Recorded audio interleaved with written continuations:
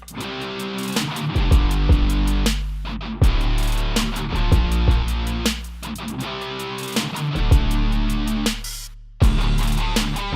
right, fight fans, welcome back to another episode of Tarps Off MMA. I am here, Chris Mancuso, joined by Terry Tam, Jack Gotzel, and Captain Adam. I call him Captain Adam. Adam Kaplan, what's up, boys? What's up? What's up? Fists, so no high fives. That way we don't give each other the Rona.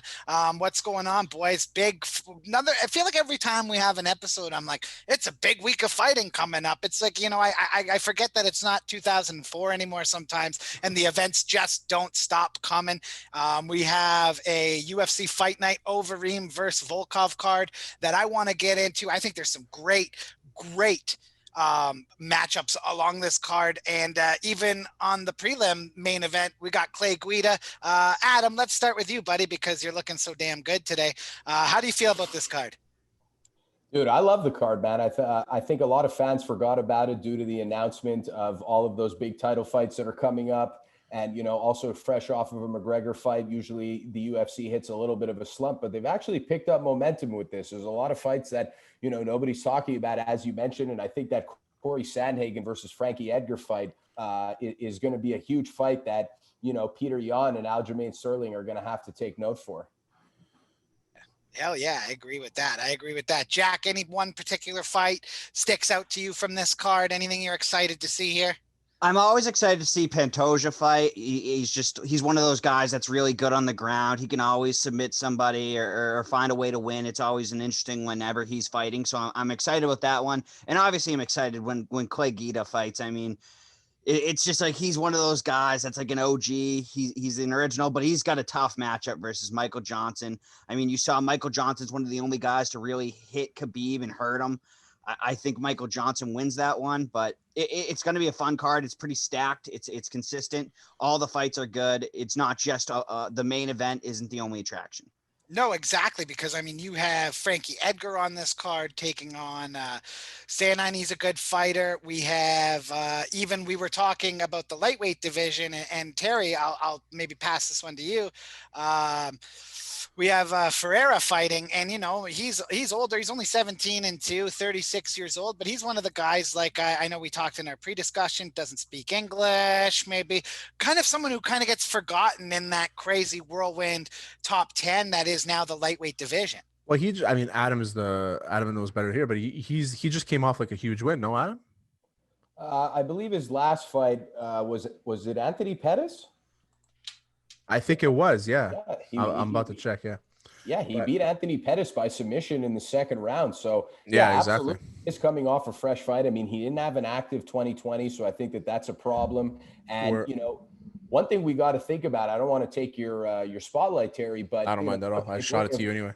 If we're looking at Carlos Diego Ferreira, dude, he's coming off two wins against Mirbek Taisimov and Rustam Khabilov, which, usually you don't bet against the Russians, but Ferreira seems to be having their numbers slowly but surely. So this is definitely something to watch out for. He's definitely a good grappler, but the thing about Benny Dariush that he's going up against is Benny Dariush is also a black belt in jiu-jitsu and like a world champ at jiu-jitsu. And people don't realize that. And his hands have gotten so much better since he lost. Yeah. Who did he lose to? He had like a big loss. He got KO'd. I think it might have been James Vick. I feel like James Vick was in there. But anyway, he got KO'd, and but he's a legit fighter, like a legit fighter, Benny Dariush, and he's on like a crazy win streak now. And honestly, I think he's like the next guy that might be able to step into that top 8, 9, 10 role and maybe make a run for the title. I think Benny Dariush is the guy here, and I think he'll be able to beat Carlos Ferreira. Ferreira needs to, the matchup has to be perfect for him, right? So if these guys are wrestlers, he'll be able to know what to do against them. Where with Benny Dariush, his hands got so much better, and his jiu-jitsu is already sick. We don't know what we're gonna get from him. No, exactly, man. Exactly. It's going to be an interesting card. I feel like every single weekend now we got some awesome fights to watch. Now, I don't want to always look ahead too fast, but I did have a question I wanted to run by you guys when looking at the upcoming UFC 258. Usman taking on Burns, Dorino, as he's known.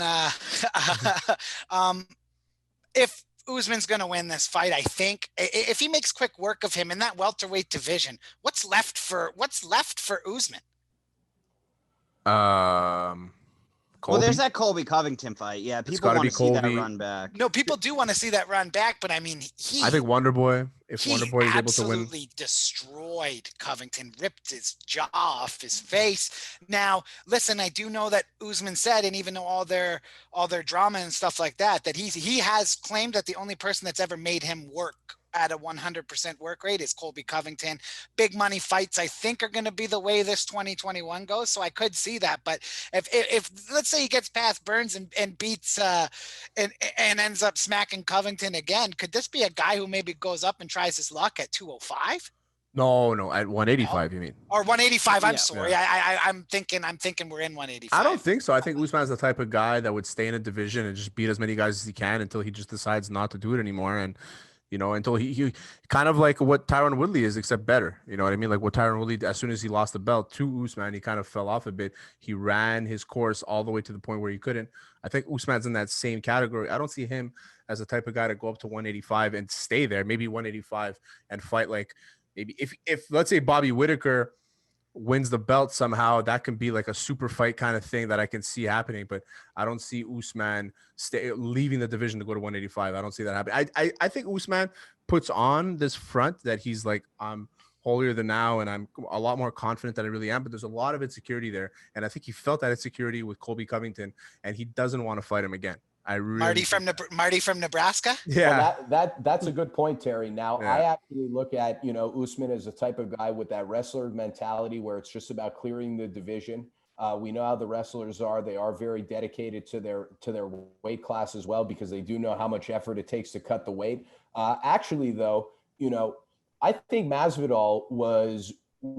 Masvidal could have been a fight that would have made Usman work harder had he not have been thinking about his cardio due to the fact that he was taking that fight on short notice. Masvidal did get comfortable, way too comfortable on the cage and in the wrestling defense. And to cater to what you said, Terry, you're absolutely right.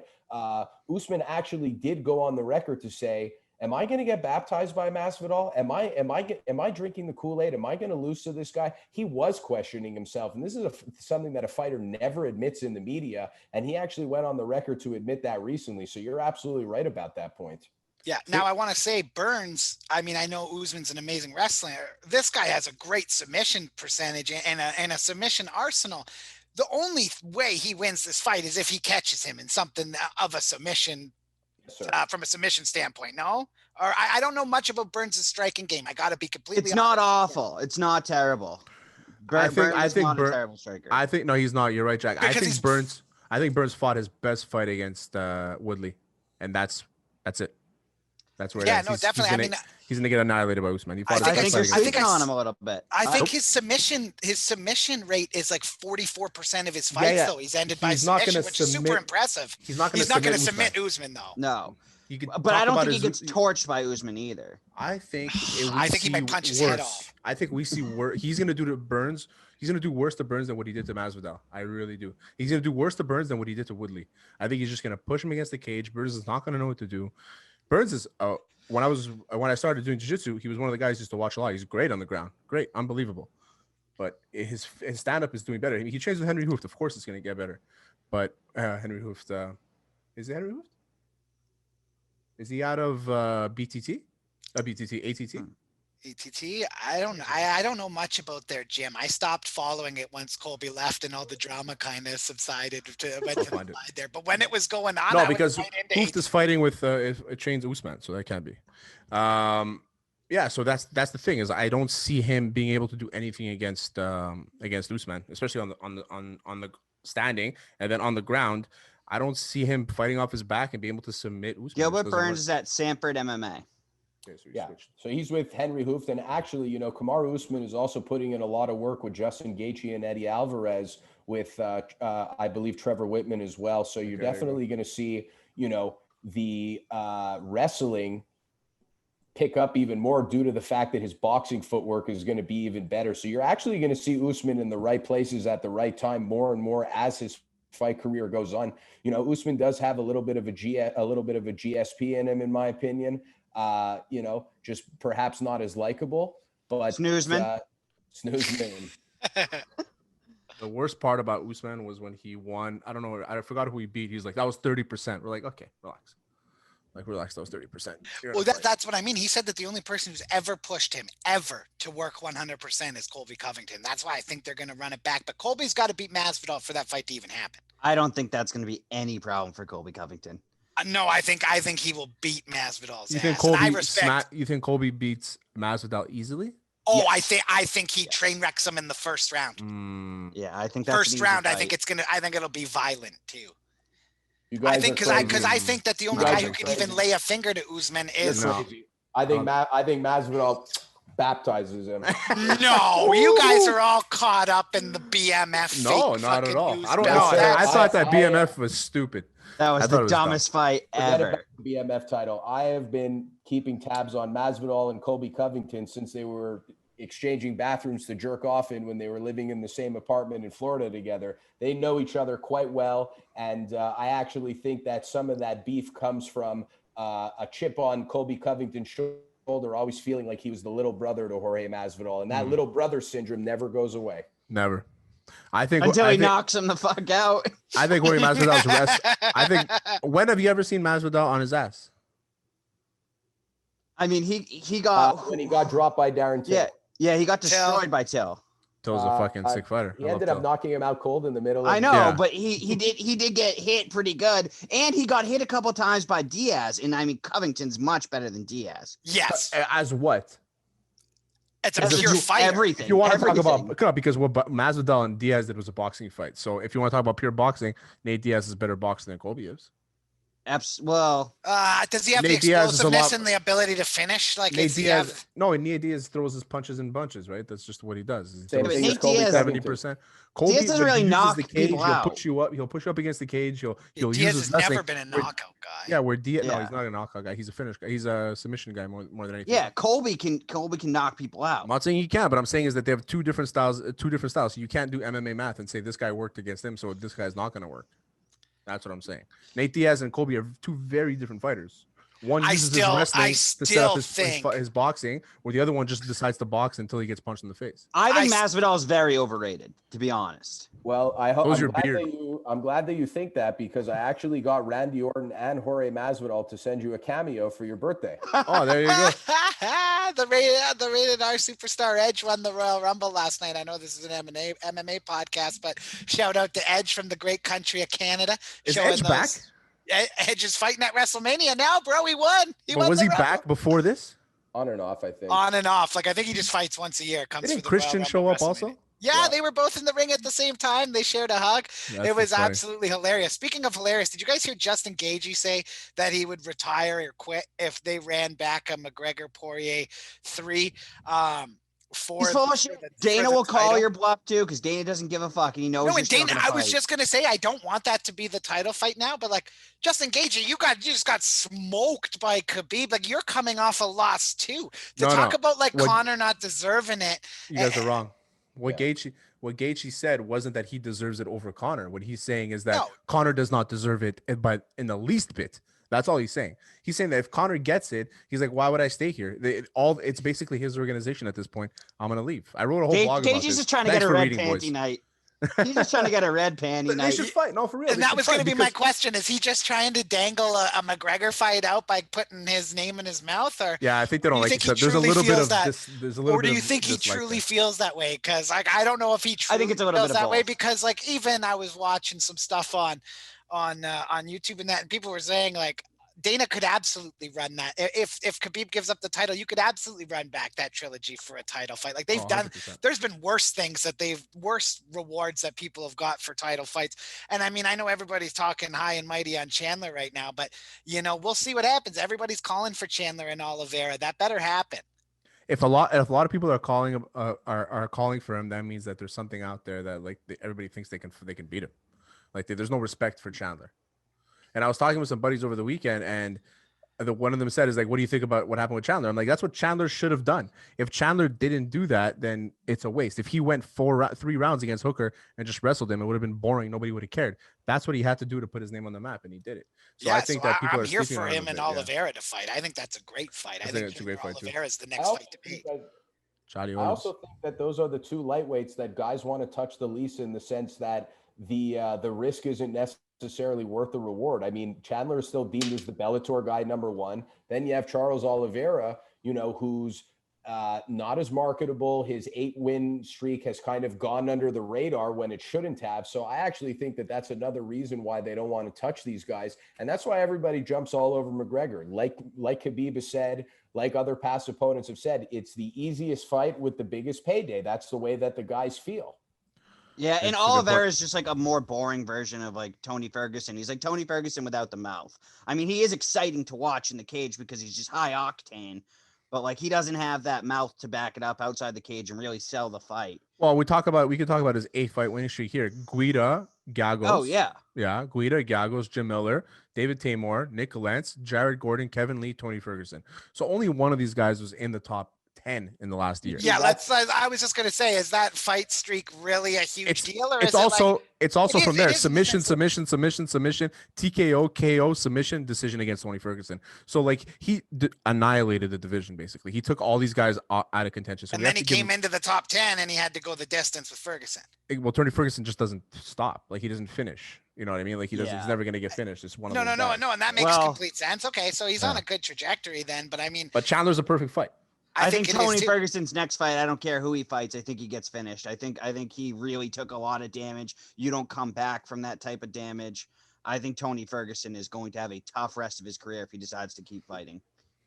He's going to continue fighting though. I see him doing a few BKFC fights. Oh, I like what Jack said in the sense that he's definitely going to have some trouble in his next few fights. I do feel that he kind of came away from what brought him to the dance a little bit. And, what we have been seeing in the last few fights from Tony Ferguson is when the going gets tough, he's not really necessarily able to crawl his way out of that hole. And, when it happens against Charles Oliveira, that's an issue. But more importantly, that Justin Gaethje fight, that is a fight that I would be shocked if he'd ever want to rewatch that. He got obliterated and made Gaethje look like a poster boy. I think that if the UFC were to send a model of how somebody should box in MMA, they should send that video over to Pacquiao or something like that. That's hilarious. So you just brought up Bareknuckle FC. We actually got some Bareknuckle FC coming out.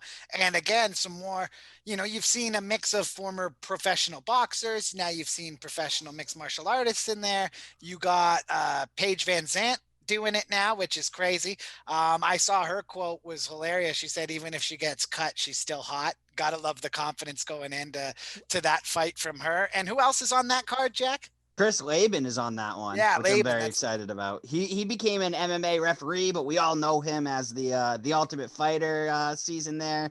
He was the bad boy, the big mouth in the house.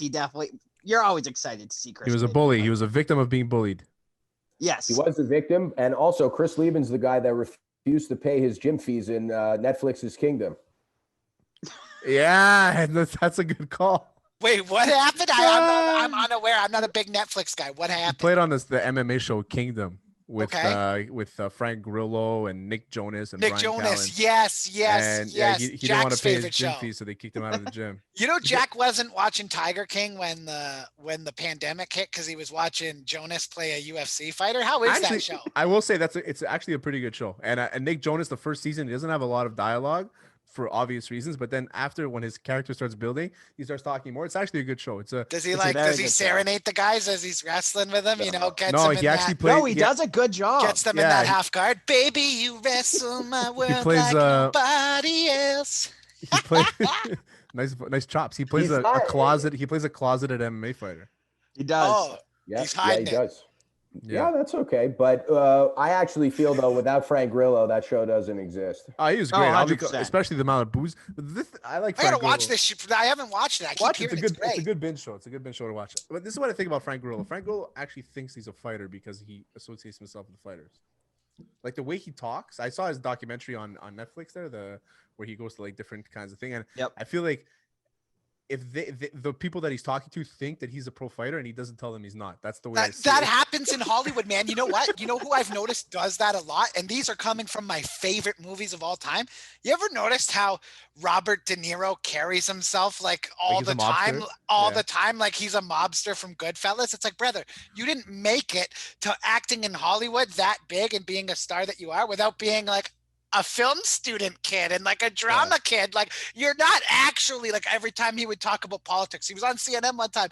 They said something Donald Trump. He's like, fuck him. They're like, you can't say that. He's like, fuck his mother. Like, you know what I mean? Like, it's like, bro, I'll punch him in the mouth. Like, bro, you're not in Goodfellas, brother. That's just a character. But it's like, I think everyone gives him that respect. Like he's Sam Ace Rothstein coming from Casino or some shit like that. And Steven Seagal does that shit too. Yeah, well, exactly. Steven Seagal is at least he's a black belt. He's at least an actual black belt, though. Let's be real. I will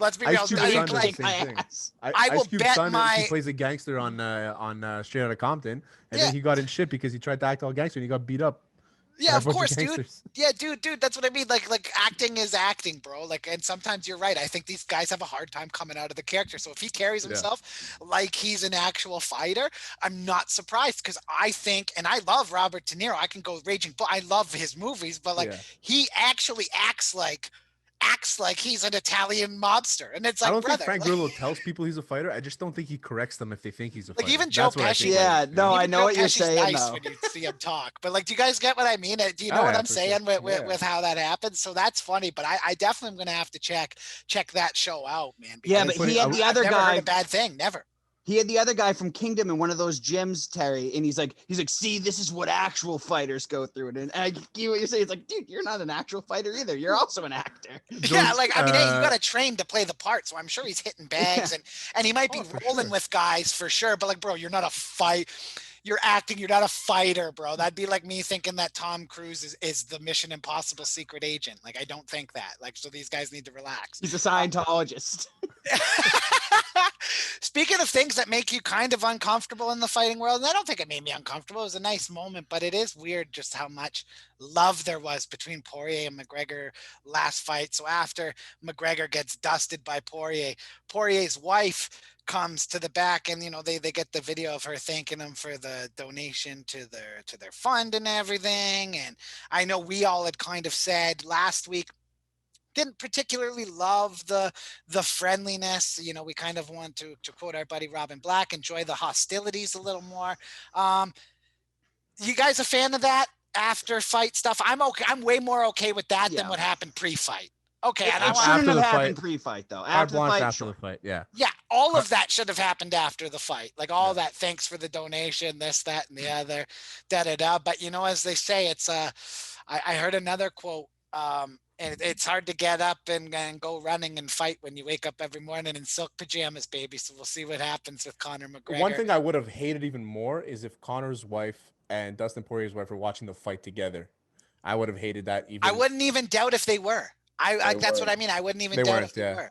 They weren't. I don't even think Conor's wife was in the building. If she was, she was. Yeah, she was. She was sitting next to him when they did the thing. That's why I'm like, I wouldn't even doubt it if they were sitting there watching the fight together, counting their money. I meant like cage. I don't think she was cage side. Where Dustin Poirier's wife was cage side. She was. Oh yeah. Oh, I know, but I mean, like we got to remember, right? Fighting is 90% combat. Well, 80% combat, and the other 20% is all about how you market it, baby. Like you gotta be able to push it. You gotta be able to. Like when I market my fight with Jack, I'm gonna market it as, I think. Come watch this untrained guy who thinks he's gonna roll with a 12 year. Oh, I ain't rolling. I'm keeping it stand up. I told you, golden gloves, baby, golden gloves. Adam's looking at me like, I'm just a former, like, I'll admit it. Like, I've been a bouncer, so I've seen like every single type of dude fight before, and like I just know, like, and anybody's got any sort of years of training, especially in something like jujitsu. Like, if you ever got one of those guys, like, dude, I had a jujitsu guy one time in the bar, like, latch his legs around me and put me like in a choke, and he was like 150 pounds, but I just couldn't get him off. Like, so I was just like smashing him into the wall until like I almost KO'd him, but like I had to legit just keep smashing him. But Terry's not small like that, so eventually I smashed him off of me. But like it took me almost putting him through the other side of a brick wall to get him off. If Terry gets me to the ground, I'm immediately tapping. I'm not even going. As soon as he grabs an ankle, I'd be like. I'm more of a pressure guy. I'm not a submission guy. Like I'll make your neck hurt for 3 days. Yeah, it doesn't matter. I'm the kind of guy who'll like thumb you in the butt and tug your nuts. You know what we should do actually? Ground, baby. My professor Glenn, he's like fucking character and a half. I think Adam, you know his name, Glenn McKenzie. Yeah, Glenn's great. Yeah, he's we should have him on so he can tell you how bad I am. We should do that interview with Terry's coaches. Like, what does Terry need to work on?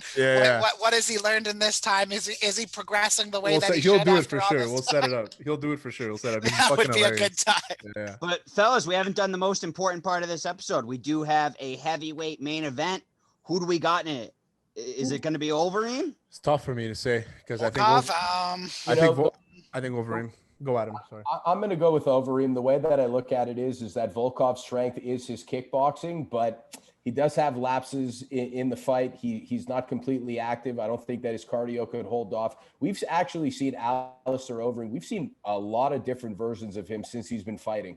And it's pretty remarkable how somebody at his age, with the damage he's taken, but also the success that he's had, that he's been able to continue to evolve his game. So I certainly have Overeem. I don't know if he'll necessarily get the finish. I think that if I am Overeem, I'm looking to finish Volkov in the later rounds. That will be, far more prominent, especially if you're looking to fight a guy like Stipe Miocic. Stipe, I don't think you're going to finish Stipe in the first few rounds at the state of the career that Overeem's in. It's probably going to be in the later rounds or nab a decision. But, Overeem's gone on the record to say he's not going to retire until he wins that UFC belt. And I don't know if he's ever going to win the UFC belt, and I don't know if he's going to fight for it in his next, 2 to 3 fights, but I'm going with Overeem by decision. This is a man, Alistair Overeem, with 65 career professional fights, 40 years old. He's seen it all. He's done it all. He's all 66, 47. Yeah, man. He's 47, 18, and 1 no contest.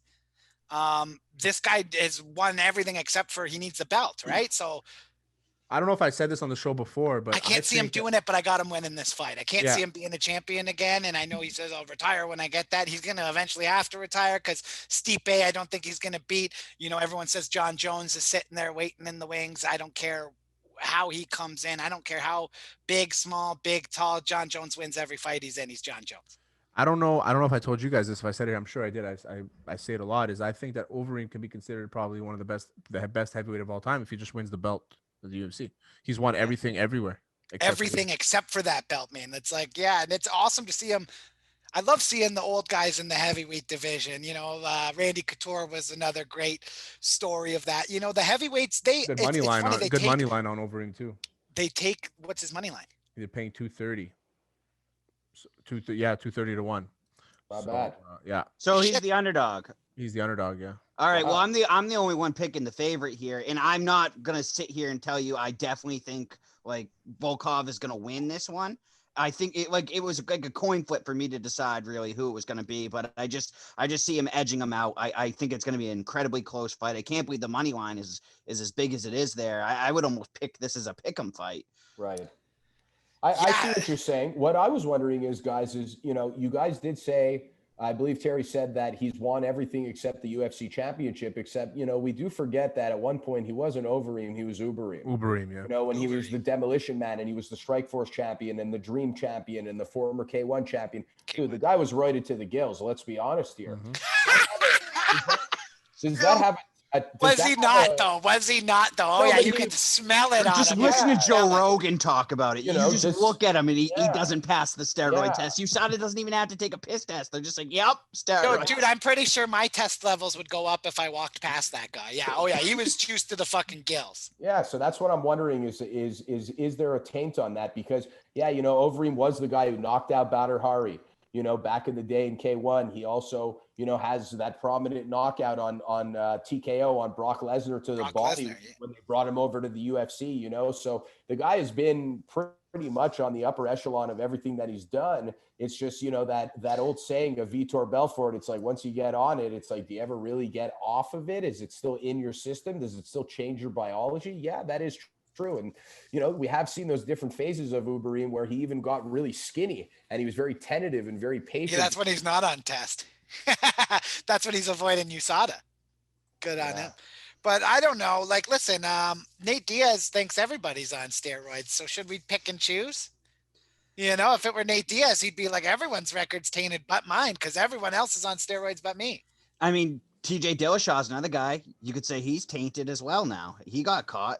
Big time tainted. Big time got caught EPO, not just fucking around D-ball shit. He's like fucking blood thinners, man. He was Lance Armstrong out there.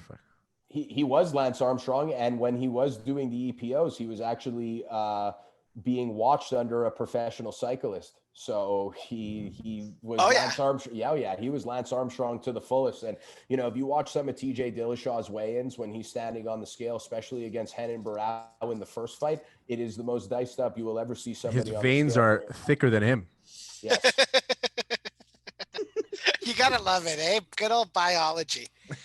Gotta love good old science. Yeah, Everybody's on steroids. Everybody, you know what? And everybody should be on steroids. It's glorious. It's a great feeling. You feel like you wake up every day, you look at yourself, you're like, oh my God. Some of these guys are on SARMs and shit, like fucking. Yeah. You know what? A former buddy of mine who's a personal trainer like you, Adam, is all into this SARMs stuff. What is that shit? SARMs is great, man.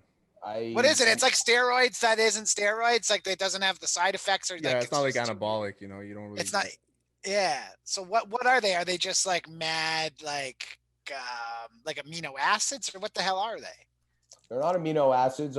But I'm not 100% sure about the SARMs and all the performance enhancers because it's not really my game. But one thing's for sure is like Nate Diaz can say what he wants about performance enhancers. But if you look at the suspensions, he still did get suspended under a performance enhancer, whether or not it's marijuana.